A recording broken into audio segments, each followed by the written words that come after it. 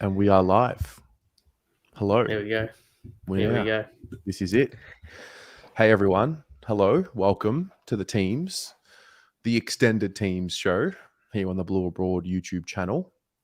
This is part one of two. So tonight, obviously, the extended teams will come out, and tomorrow, the final teams will come out. So you'll have Ari and myself tonight, and then you'll have Pommy and Lek Dog tomorrow. Ari Stamatakos, what is the story, mate? What's happening? Nothing much, mate. Nothing much. Finally, footy's back. I thought I was going to enjoy it without it last week, and then I was like, it got to Sunday, and I was like, miss it a little bit. So it's good. It's good to be back. It's good that we can finally get angry about where's Dow, where's this player, where's that player. So I guess we'll just have to wait and see. Wait till that first turnover on Sunday, mate. Oh, don't even. We're living in bliss. We're living in bliss for ages, and can't wait. Yes, absolutely. Who have we got here? Lana, Peter V, Glenn. We've got Adam, Peter V already with it. Bins in. Mr. Haddad, how are you? Hello. Good to have you all here. So, yeah, let's start with just a general chat. We've got about 20 minutes until the teams drop. 19 minutes till the teams drop. High level, Ari. I haven't really asked you on stream or off stream. Yes. Give me your summary of, the season so far. Are you doom and gloom, or are you still hopeful? Look, it's weird because it's kind of gone in stages. If you had asked me this after the St Kilda game, we'd be like, yeah, it's all right, just a blip.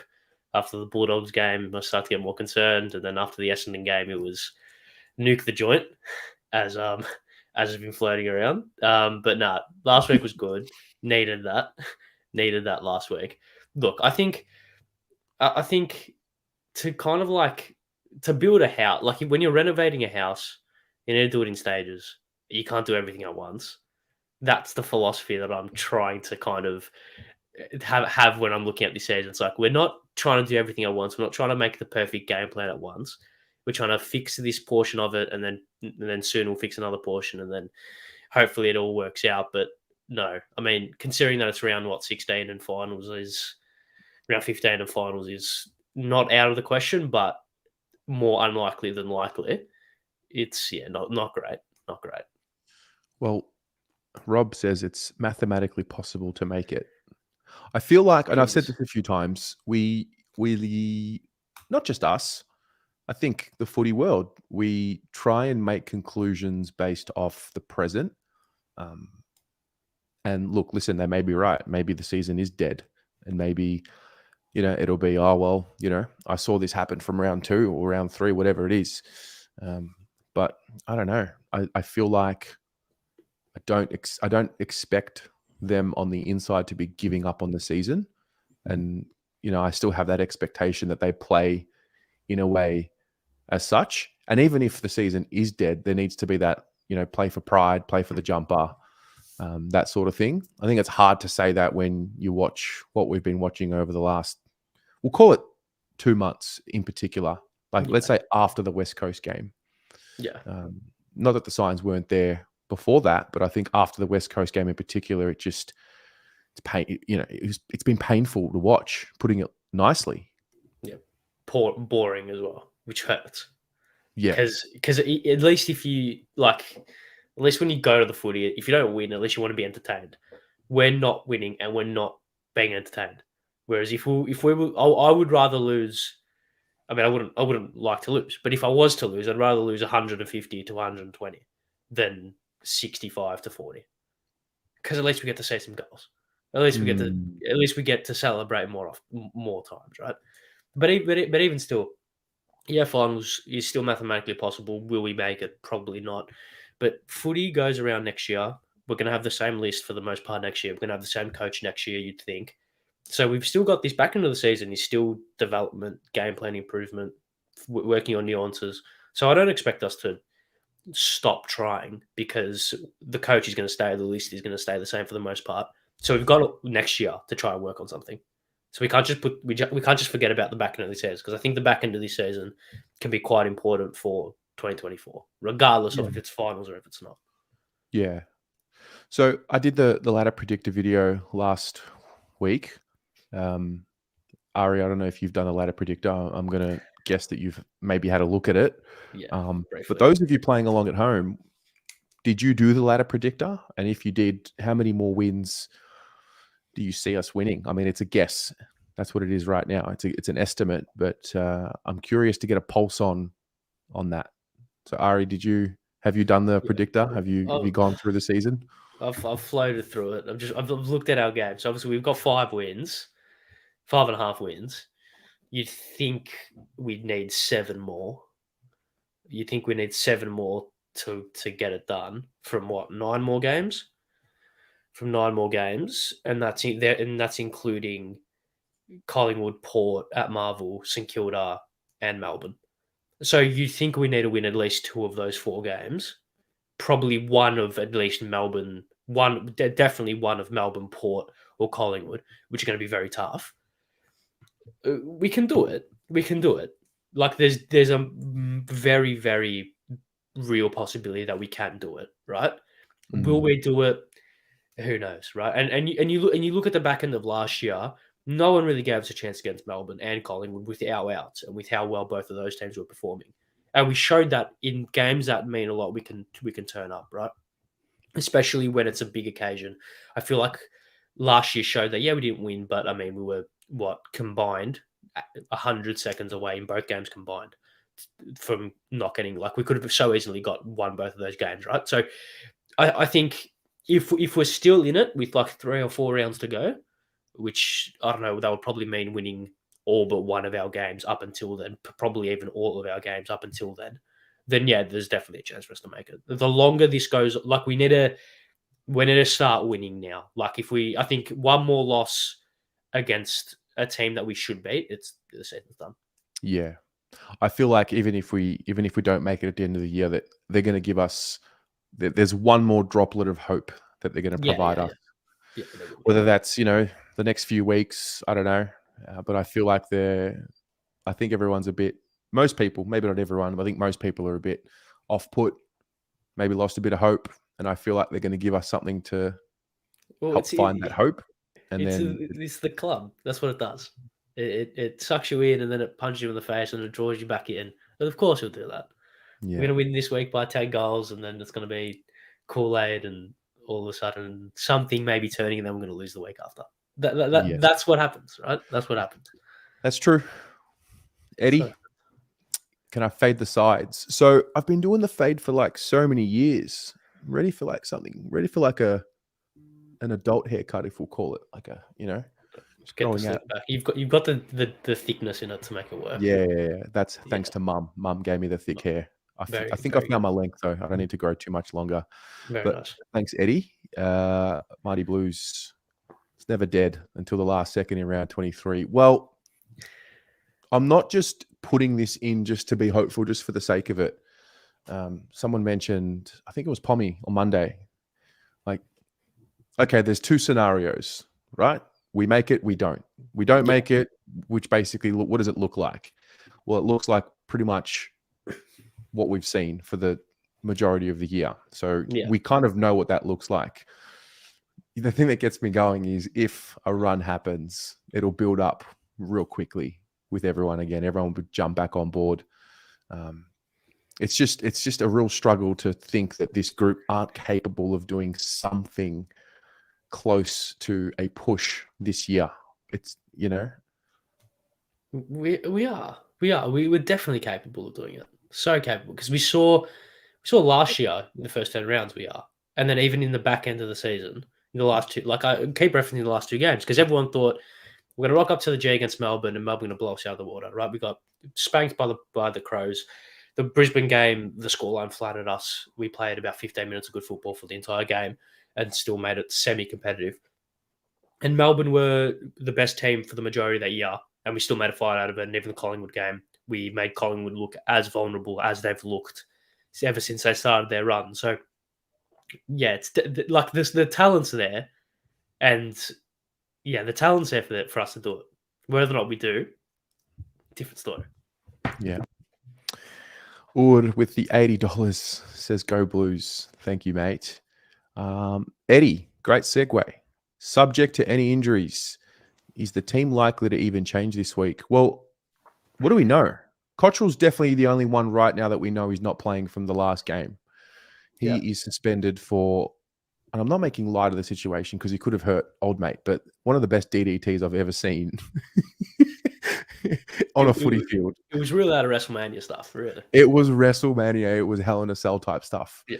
He had Executed the nails sprinkled on the tarmac and just went Oh, for it. there we go. He executed well. Shame not in the correct context. If it was in a ring, different story.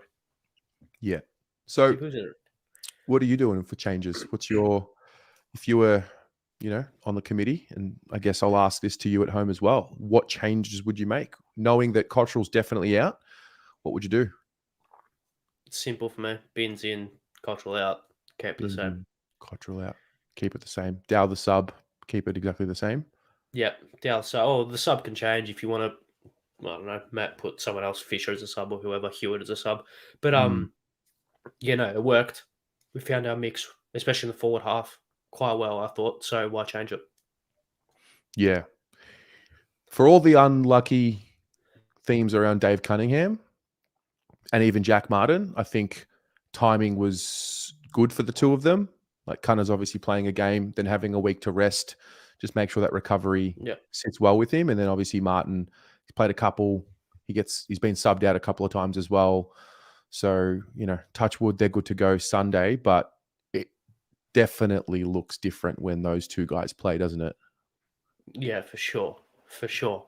Like I think we've struggled to find that mix. Last year looked good with the three smalls, he's Durden Motlop. Obviously, always has probably been our best small forward this year by quite a comfortable stretch. Durden was good until he went down with an injury, and Motlop has kind of fallen in and out of favour, unfortunately. So we needed to change something. They tried the Koning and JSOS down there, worked for a bit, and then it didn't work. I reckon now with Cunningham and Martin, they both offer that midfield kind of flexibility as well as pushing forward and being real X factor players going forward, as well as Lockie Fogarty as well, who is just a pressure machine, which is very, very basic, but also very necessary in this team, especially when you've got two forwards who are so dominant aerially. If that ball hits the ground, you need people to be at front and center. And for the first time in like ages, on last Sunday, it felt like we actually had players front and center, which was good. Yeah, Fogarty's an interesting one. I have not written off a player probably more than Lockie Fogarty. I just did not see how he would come back into the team. I think I saw, Durden was there, Motlop was there. And I thought, okay, well, that's the future. But fair play to him. Yeah. Fair play to him. I think he's not even a small forward, but he's just doing the basics.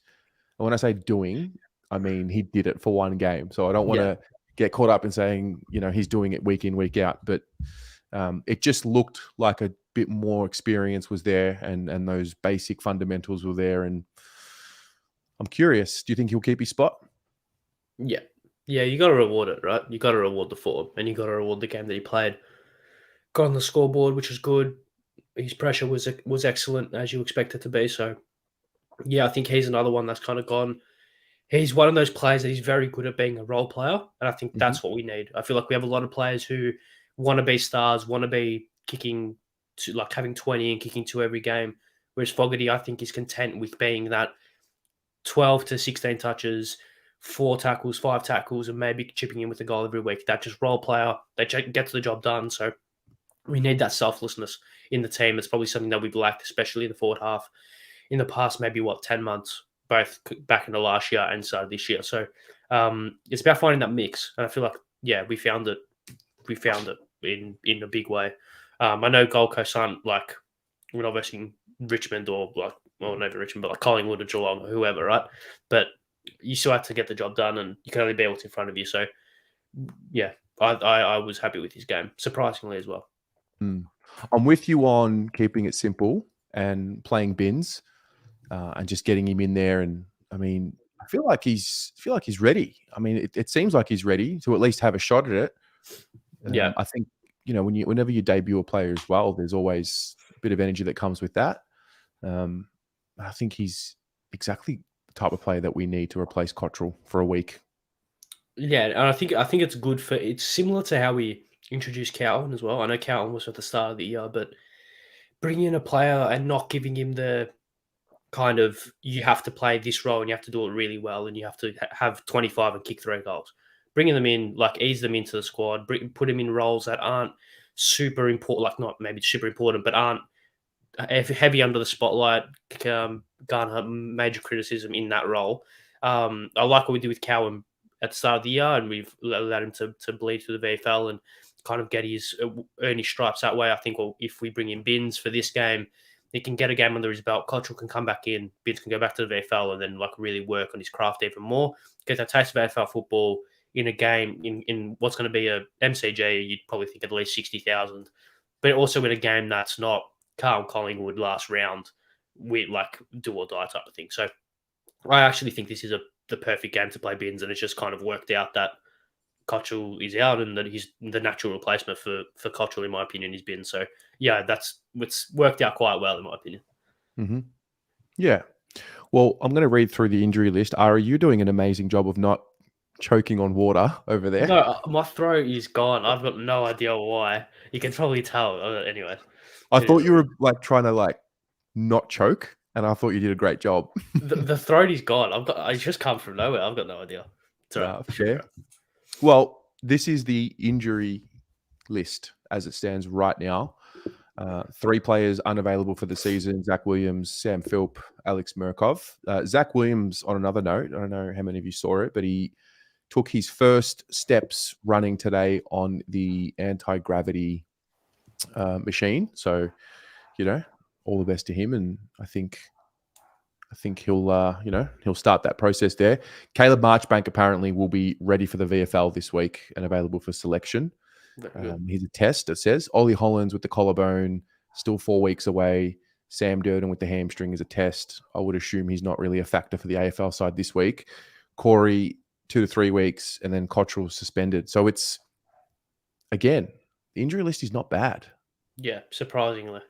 Normally we're looking at around 16 and we've got 15 names on there, but look, it's not an excuse anymore. We've figured it out, thank God. So yeah, I had a chat with Talking Hawks, and what we did was we did a little preview, which is going to come out tonight, 7 p.m, straight after this stream, with Matt from Talking Hawks, and I asked him. I mean, like, I'll ask Carlton supporters and all of us here. I mean, we've covered every angle, so I'm always curious to see what an opposition supporter sees with Carlton, and it's so crazy because most, if not all, opposition supporters say the same thing. The midfield, it's so elite. Twin Towers, you got the talent. When it clicks, it's going to click, and when it clicks, it's never. You're never going to turn back. And I hear it so many times, and it's just like now I don't know if opposition supporters are just taking the piss. Yeah, that's what it is, right? Like, I think because we're so cataclysmic about our club, both positively and negatively, if that makes sense. Like when we're up and about, Cripps, Brownlow, Cripps, Walsh, best young player in the comp, Hewitt, Kennedy, Chera, so good. When we're down, it's Cripps is past it. Walsh should have drafted Butters. Hewitt shouldn't have given him 4 years. Kennedy, like all this stuff, right? So, like, it is always that thing. I think, in fairness, I think opposition fans do have a far more balanced opinion because obviously there's no bias, there's no inherent bias, right? Unless obviously Collingwood supporters, etc. But yeah, no, it's quite funny. There's no emotion. Yeah. That's the thing. There's no emotion, so they just look at it objectively. Yeah. I'm seeing some comments here. People saying Pitternet is out, Dowie's out. Vince says that they dropped Dow. Vince, where are you seeing this? I'm looking on my phone. I don't see anything. I've seen someone write that. Well, Mitch Cleary has tweeted it, so I'm assuming it's coming off the news. So Mitch Cleary is tweeting it. What's he tweeting? Yes, he says Pitternet knee setback and TDK in apparently. Well, TDK is in like the main ruck with Silvani playing as like the deputy. I assume that's what that means. Interesting. Okay, so Pitto Okay, I guess. Let me get this up. Let me get this up. Where's he at? Mitch Cleary. Ooh, That's what I assume that means. Because I'm reading here.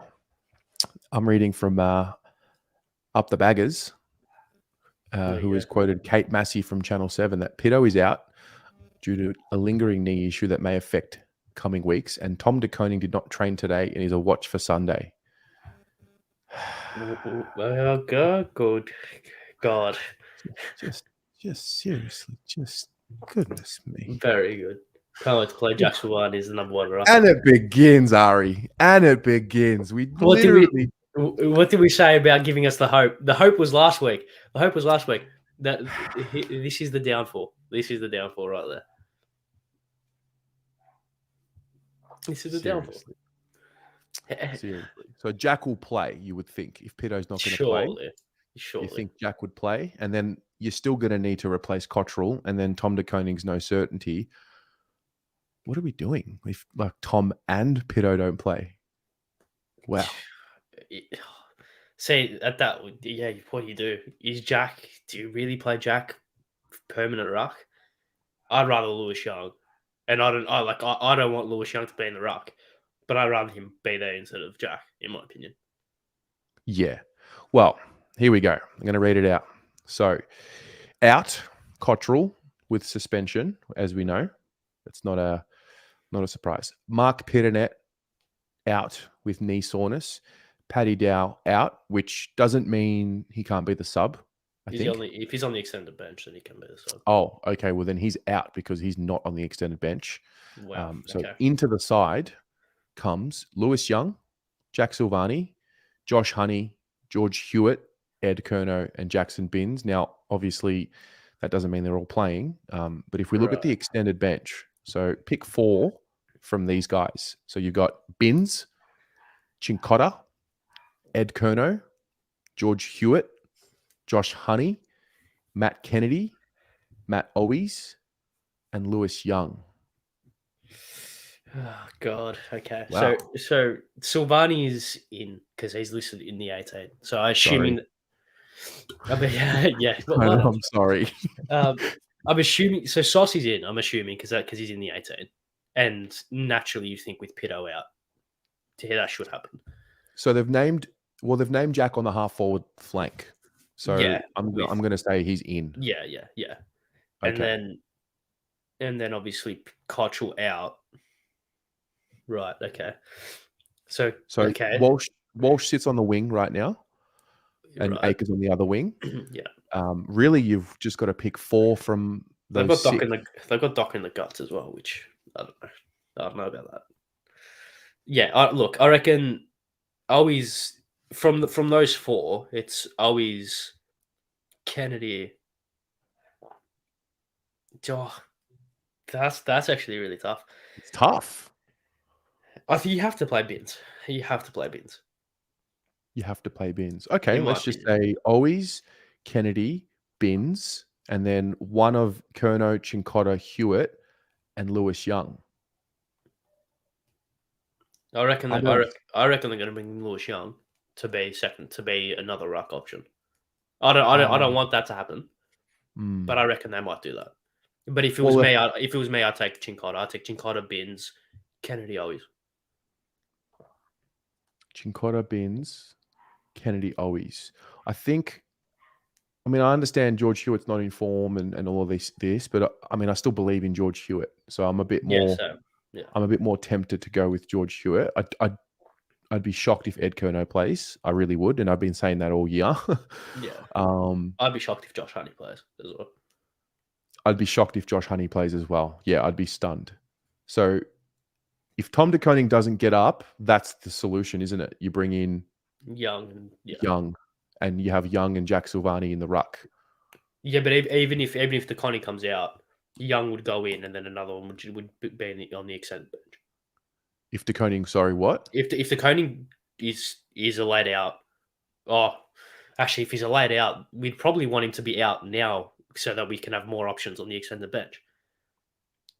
Now, because if he's out pre-game, then we've only got the 4 as of the emergencies, which probably means that we won't play Young. unless we, That might. yeah, this is really confusing. Of course, we're here speaking about confusion with this club. Of course, Well, I feel like the safe two is Kennedy and Owies. They'll be playing. yeah, they'll play, yeah, for sure. I can't see a world in which you drop Chincotta. I'm with you on that. A level. Yeah, okay. So you have those two. The next level, I don't see Chincotta being dropped. I don't see a Can't say reason that. why he would be Yeah, dropped. I thought the balance across the whole team last week was exceptional. Right, the Mm, run off halfback, dropping one of the tools, bringing in Newman, allowed that run off halfback to be far more prevalent. Even Doc floating back there as well helped. I thought playing Cottrell as a kind of attacking winger, which I think is the perfect role for Bins, works. So I think that's a natural replacement. And the forward line structure, yeah, is going to have to change because Jack will float forward or DeConning will float forward far more than what Pitto did, but that's obviously out of the control. In terms of the controllables, I don't see a world in which you can drop Chincotta because I think it worked, and I think Bins is the natural replacement for Cottrell. So I mm, think that's a like for like. Like I fair. love George Hewitt. I really do like George Hewitt, but it worked. Until it stops working, don't change it. Yeah. I feel like this will be the mix. I know we all want Bins to play. I know that. So those of you playing along at home, if you've seen the extended bench, type your four names that you would have on your extended bench. So Tim here has got Hewitt, Chincotta, Owies, and Kennedy. I feel like this is the way that we'll do it as well.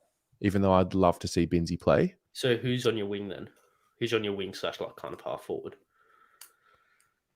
Because that's where In like this situation. Well, what it yeah looks like right now is Akers and Walsh, and then you've got Jack Martin, Jack Silvani on the half forward flanks with Charlie Curnow, and then Dave Cunningham will float there. You'd think. yeah maybe it's a situation where you pull Walsh out on a wing, and then you give Martin, Cunningham, and even Fogarty like more midfield minutes to Mm, compensate for that, and then Silvani plays that forward role, mixing with DeConning as the ruck forward rotation.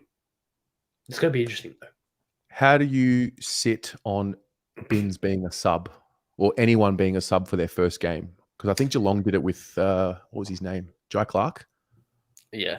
Look, I think it's different. It's different now than last year with the Medi sub. I think I think you shouldn't draft someone as a Medi. You shouldn't debut someone as a Medi sub. That's stupid. But look, yeah, look, I wouldn't do it personally. But if they did do it, it's not that big of a deal, right? Surely. Yeah, I wouldn't have thought so. Sure. Like I know, like Cameron, as long as they play, in my opinion, I think if they should at least get some minutes because their debut, and then they're going to do all the formalities pre game, I assume. So yes, yes, that's right. yes. Cameron's got Chink, Kennedy, always Beans, Lou, always Beans, Kennedy, Chincotta with Hewitt as the sub. Yeah, who would be your sub in that situation? In this situation, In your situation, so Hewitt instead of Bins. Would you just put Bins as a sub, or Ed? well, when you look at the way we play Martin at the moment, he's not playing more than 3/4. We're Yeah, managing him. So the 2 games that since he's come back, he's been subbed pretty much at 3/4 time both weeks. yeah, basically, yeah. So I feel like we can be a bit more tactical with that. Like I know in That's fair. theory it's not nice to have Bins as a sub, but think about like adding that type of pace, that type of energy. I'm more of the idea that if you're going to debut Bins, then start him. Start him, yeah. But I'm not opposed to I'm not. I don't have like this like deep connection to a debutant having to be the sub. Well, look, I think he'll play. I think the sub will play. I can't remember the last time we didn't use our sub, even in Yeah, games. I think in the West Coast game we even used it, right? So the West Coast game and the North game we used it. So we've used our sub pretty much in every game I can recall. So I think the sub will play. That's not an issue. No doubt to be the sub is interesting as well. That mm. that probably has his papers stamped. I'm seeing in the comments as well some questions about Dow. Yeah. I mean, look, the situation's been pretty clear. I don't know. I feel like the situation's been pretty consistent. And the reason why I say that is because it was made clear that they tried to find a suitor for him at the end of last year and find a Yeah, new home for him. We didn't quite get a deal from whether we didn't get an offer or we didn't get a significant enough offer. There was no deal done. I think it was made pretty clear that he was on the outer, and from what we were told, he was happy to fight for his way back in the side. So it's been pretty consistent in the sense that they obviously don't feel like he's part of the best midfield mix when they're all there. Rightly, wrongly, fair, unfair, life's unfair. You know, exactly. I don't subscribe to it's unfair. I just don't like. You know, this is elite professional sport and it's life, and it's unfair. I would argue that Paddy had plenty of opportunity early in his career to lock himself in there. You know, having said that, got to give him credit for the way he's handled it and the way he continues to just keep showing up. So Yeah, for sure. Yeah, and he even said last year that he didn't want to leave. He wanted to fight for his place, which I yeah, mean, credit to him, right? Probably not how I would go about it, to be honest. If I'm not wanted at a place, I'd leave. But credit to him, he feels a loyalty and an obligation to the club. Fair credit. You can't blame me for that, in my mm. opinion. For Dow to be dropped, that's why I feel like Hewitt's going to come in, and I feel like they would have Hewitt ahead of Dow in the order. Yeah, Hewitt's ahead of Dow. Yeah, Dow would probably be. I mean, hell, they even put Doc ahead of Dow as a midfielder. Yeah, So that means Dow would be what, seventh choice. yeah. So Paul, just to It's clear this up, so TDK is not out right now. He's yeah, named, potential. but there is a suggestion that he hasn't trained today, and there is a suggestion that it's a watch this space. So I think everything we've just said, not that it would go out the window, but I feel like if Tom didn't play, then you have to think about Lewis Young coming in potentially to help with ruck duties with Jack. And we're coming up against Ned Reeves and Lloyd Meek, I believe, Yeah, and Matt from Hawks TV, Talking Hawks, I should say, actually mentioned that their rucks are not performing very well. So, yeah. Well, Ned Reeves is a very tall person, right, very tall.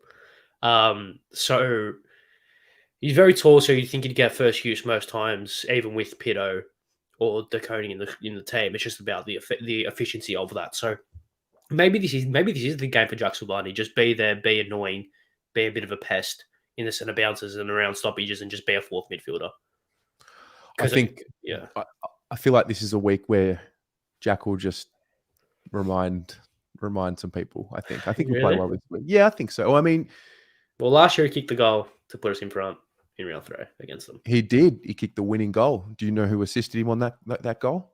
Zach Fisher. Yeah. Zach Fisher also, if I'm not mistaken, assisted Charlie Kerner for his goal against Port, and kicked the goal against Sydney to win the game. Oh, mate, you said it, not me. Oh mate, mate, I'm your mouthpiece. Yeah. So that's that. Yeah, I'm not too shocked at what I've seen. Like the Pito news is a little bit shocking and disturbing because Considering we they've had had the a injury bye. report, and we had the Yeah, I injury mean, report as well. sorry. We had the injury report as well, which True. He wasn't on the no. injury report. So that's where I'm thinking is something new happened. Also, he's had 2 weeks to recover from the last time we played. So that's a little bit concerning for me. Yeah, it's also a knee injury, and I'm not an expert on PCLs. Is that something to do with his injury that he copped last year? Obviously, he had to have surgery again in the off season, which happens when you have surgery. You normally need to like clean it out and etc. Right? I don't know Yeah. if it's related, if it's not, if it's on the other knee, if it's the same knee, different issue. Who knows? But look, he goes understated just how important he is because he's a pure ruckman and he does his job every week. And it's something that we haven't had a lot of players doing. We haven't had a lot Mhm. of players just doing their job at the bare minimum. And he does that every week without fail. Is he a 10 out of 10 player? No. Is he a 8 out of 10 player? Probably not. Is he at least a 6? Yes. And I think every team needs a couple of players who will give a 6 out of 10 at a bare minimum every single week. And Yeah. I can't remember the last time Peter played a bad game. Yeah.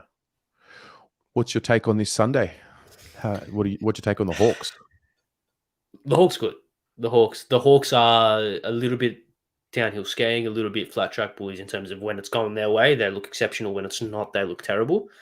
The Port game's a perfect example. Port Adelaide just dismantled them in that first half. 16 goals. Copped in the first half against Port Adelaide. They were able to get over the top of their kind of first layer of their press quite well. They were able to handball chain through the middle of the ground quite well and get a lot of goals out the back. It depends if we play fast. If we play fast football, like we did in that second quarter, I think that has the potential to blow the Hawks away quite early. But in the same vein, if we do this chip mark, and allow the Hawks to get back in defence, and then they can hurt us on the transition, could be in for a long afternoon. But I think it depends on how we go about the game. If we go about the game, we should have enough. We should, realistically. Yeah, like we should. we should go into the MCG, win comfortably, and then leave. We shouldn't be an issue, realistically. But This is the one guy that I think I don't worry, but this is the actual one guy that I fear on Sunday because I really rate what Sam Mitchell's doing. I really rate the way he's got them playing. When I watch Hawthorn, even when they're not playing well, there seems to be just an organisation about them on field. They do the same thing every week regardless. They don't change. They don't waver from their game style. If it's working, if it's not, they know that it's to improve that game style. They think that game style is going to win them a flag or going to get them close to winning a flag. So they just got to keep doing that. And it's about finding weaknesses in that game style, which I think is being able to spread the play quite well and being quick with ball movement. I think that's the way. Because you can hurt them. They're very vulnerable in transition. Very vulnerable in transition. That's the way that we need to play. Yeah. Hawks are a fast-running side that plays keepings off footy. Yeah. Hannah, it's quite staggering to go from 8 and 2 12 months ago to now. It sure is. Hannah, you didn't get back to me. I messaged you. I want to set up a call. I want to know who you are. Come on. Leave me on scene. Anthony, if we lose this game, can we just watch Harley Reid highlights on fan cams? You know what? I don't want Harley Reid. I don't want to ruin another kid. Oh, look. Yeah, look, probably West Coast going to do that before us, let's be honest. But yeah, look, would you do, okay, if the offer was on the table, we'd trade, we probably won't have the direct trade because that probably wouldn't work, but we'll get rid of the Conning, Jack Silvani, our first round pick from this year, Zach Fisher, and a future second in a couple of different trades. But all of those outs eventually lead to pick one. Would you do that?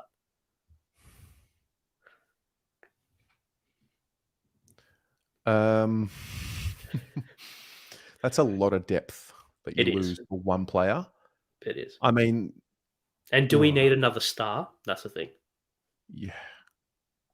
Do we need another bloke that's going to want 900K in 5 years? I don't know. I'm a bit more with Pommy.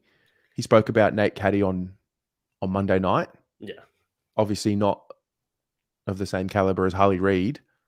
Harley Reid, he's got the thing. Whatever the thing is, he's got it. He's got the magic powers. But I mean, how many times do you see a draft pick come in and he's a generational talent and he's this and he's the next that? And Harley Reid might be that. And from every time I watch him, he stands out, even as an underage player. I don't know. I don't know about a big deal like that for one player who's going to be 18 next year, and I don't know. On the other end, it's like, well, we went through all those players on Monday. Who can we actually replace in the draft? That sort of thing. I feel like we've got to make some changes to the list, regardless of whether we want to do a big trade for pick one. We're talking hypothetical now. Yeah, but I feel like we've got to regenerate the list with some fresh energy. It's gonna be hard to do that because I think in 2018 we had off the back of 2018 a 2-win season, we had 16 player acquisitions, and I think 6 of them were any good, and 2 of them currently aren't at the club in Setterfield and Stocker. So you can't just get rid of 11 players and expect 11 players to come in and all of a sudden we have a new list. It's going to take time if we want to rejuvenate the list. In my opinion, I think the list is here. In my opinion, I just think it needs a couple of, and it's some salt and pepper. That's all it needs.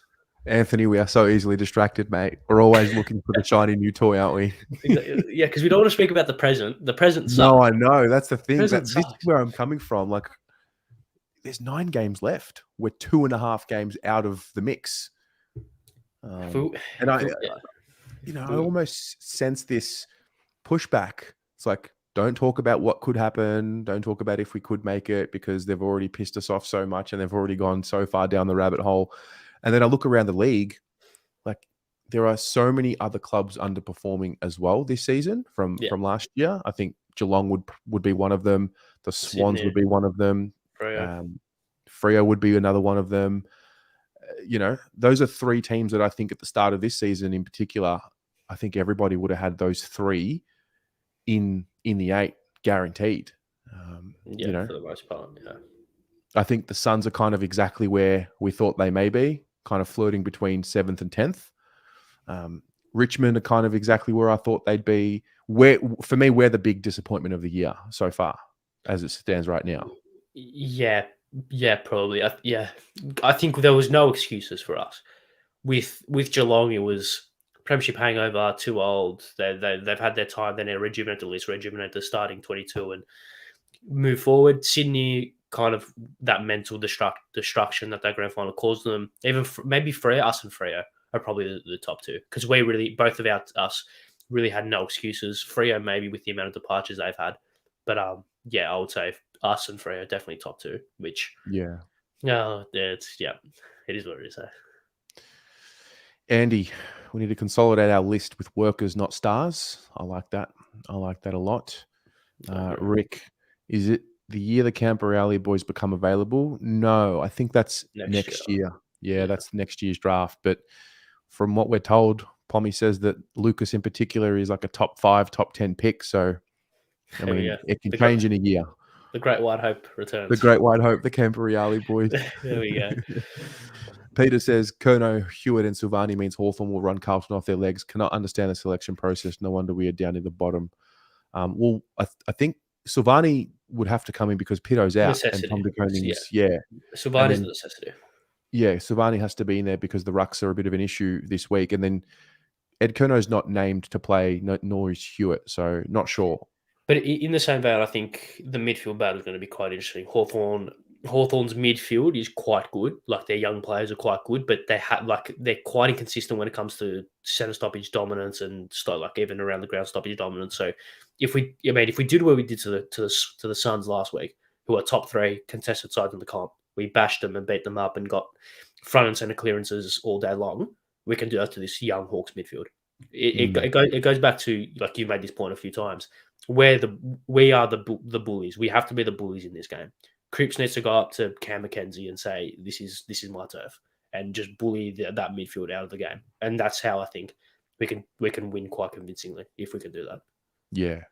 I use the analogy of they're almost still playing like they did when they first came into the league. They had this youthfulness about them. Like inferiority complex a little bit. Yeah, and it's like, when do you step into becoming that man of the league? Like, you know, when's that turning point when they now start becoming older than at least 50% of the league, which I think it's coming up soon. Yeah. Well, Cripps is 28, Brownlee medalist. Like, come on. Like, what more can you ask individually of a footballer?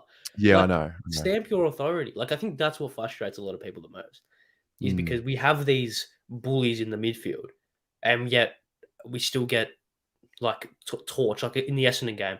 Like, I know Essendon's midfield is very good, especially for where they are. But like Caldwell, Ben Hobbs, I don't know, Archie Perkins, I don't know if he played or he played maybe a little bit forward. But like, come on. Like, we got a Brownlow medalist. We got Kennedy, who's a bit of a bully. Hewitt, I know Hewitt didn't play, but like even Walsh and Chara, like, stand up, like, be like, stamp your authority. That's where the frustration comes from. Yeah, Joe, mate, we are 100% the big disappointment. No doubt about that. No doubt about that. What do we got? Why'd Reid be happier at Carlton? At least the cesspool and West Coast have made finals in the last 5 years. Yeah, well, West Coast won't make finals for another 15, so. Yeah. So that's that. Final thoughts, Ari? Please win. Please win. prediction? Well, yesterday on the rest, I told this to you on fan camps. I predicted Carlton every week up until the last game where I tipped Gold Coast. So Hawthorn will win, but also Carlton will win. If you know what I mean. I'm No, I don't. tipping Hawthorn, but we'll win. Tipping Hawthorn. Oh, you're doing the reverse voodoo. Yeah. Okay. It's the one hope I'm clinging on to now for the rest of the season. I'm not giving up yet, clearly. Yeah, obviously. I have been slated for keeping hope. Slated. But I'm keeping the faith. It's just this much left. A loss this week would be catastrophic. A loss this week is absolutely catastrophic. Absolutely catastrophic. So yeah, I think we'll win. I don't think it'll be comfortable. It never is. Not only with us, but I went through the last 5-6 times we've played Hawthorn. It's just never comfortable. It never has been. Yeah. I don't remember the last time we comfortably beat them. I mean, we were comfortably ahead of them last year in the first and second quarters, and then obviously we had to pull something out. Yeah, got to find that running game again. That was awesome against the Suns, and I think if you bring that running game, then we'll be okay. I think we'll have enough. We'll have enough talent on the park, and I mean, they've got to fucking turn it around. Well, they need to, because I've just looked at the ladder, right? And here we go. Here's the Kool-Aid. But there's a real possibility that the 5 teams above us all lose. You've got the Giants who are versing Melbourne, Sydney who are versing Geelong, Richmond who are versing Brisbane, Freo who are versing the Dogs, and the Suns who are versing Collingwood. There's a genuine chance that the 5 teams above us all lose. And if we win, that put us 12th, maybe 12th if percentage, but 13th. But that will put us a game closer to everyone else. That is enough for me. That is enough for me. That is all I need to hear. There you go. We're on. So that's that. All right, guys. There is your extended team. So just to recap, Matty Cottrell out with suspension, Mark Pitternet out with knee soreness, Paddy Dow omitted. In is Jackson Binns, Ed Curnow, George Hewitt, Josh Honey, Jack Silvani, Lewis Young. Of those players, Jack Silvani's named on the half forward flank. So you're guessing he's going to come in. So then we've basically got Young, Hewitt, Curnow, and Binns. One of them will replace Cottrell.